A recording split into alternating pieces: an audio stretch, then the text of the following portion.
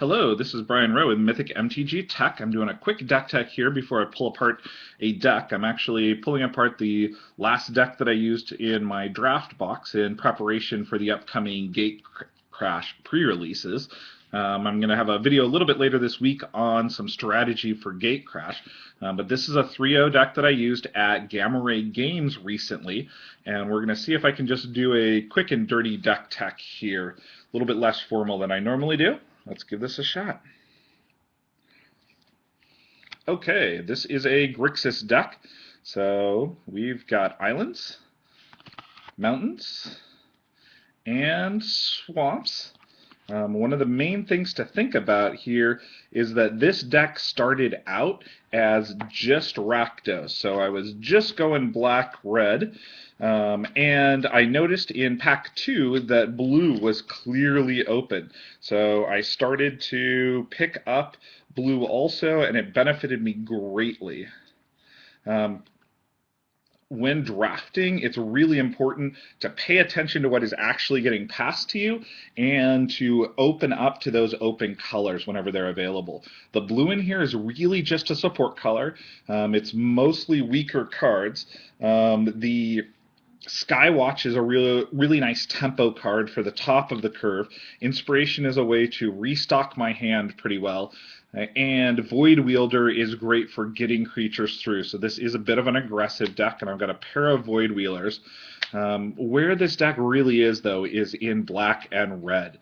We've got Deviant Glee here, which is one of my favorite beatdown cards, as it gives a really nice plus to a creature, and I've got a pair of them in this deck. Electrickery is really just a sideboard card here, although against the deck that I played in last round, who had a bunch of goblin generators, it was really important.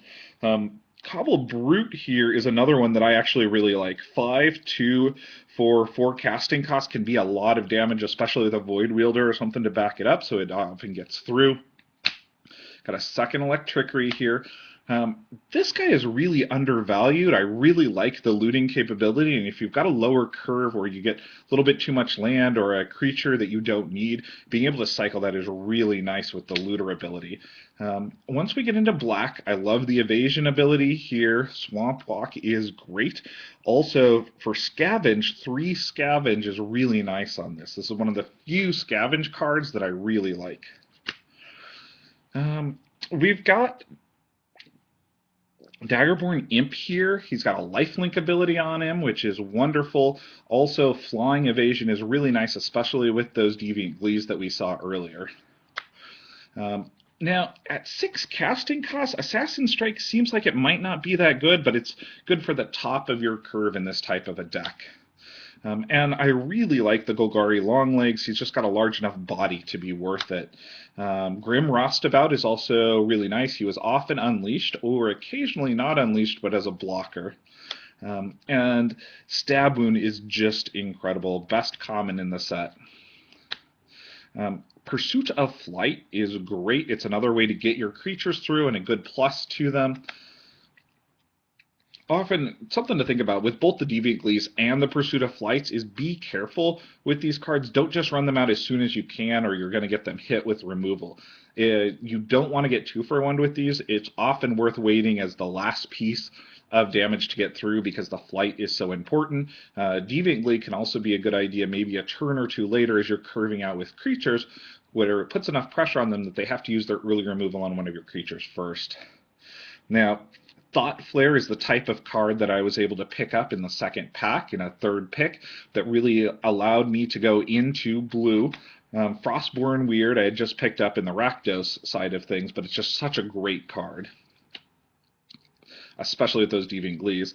Rage Mutt has the lifelink is super relevant, and then Dreadbore is just a nice removal. But these are the 2 cards that really got me into blue. In pack 3, I opened a Jace, and he's very solid in draft. He's not broken, but my third pick was the Chemister here, and the Chemister's got 2 abilities. Not sure you can see them there, but one of them is draw 2 cards, so it really lets me restock my hand, and the other one is to discard a card and do damage. This is just incredible. So the one major thing out of this deck that I really think you should take away from it is pay attention to what's going on in the draft. Don't just stay single-minded. Be flexible in being able to splash a third color, because the color fixing in Return to Ravnica and in Gatecrash is so strong that you can often splash something if you get past really good cards. The other thing that I wanted to point out is that it's nice to have a set ready when you go drafting. I use EDH boxes whenever I go draft because I can fit all of my land and sleeves along with the cards and everything else from my draft in it as a single box. Thanks for watching. This is just a quick deck tech. I'll be back with some Gatecrash stuff, hopefully a little later today, if not tomorrow.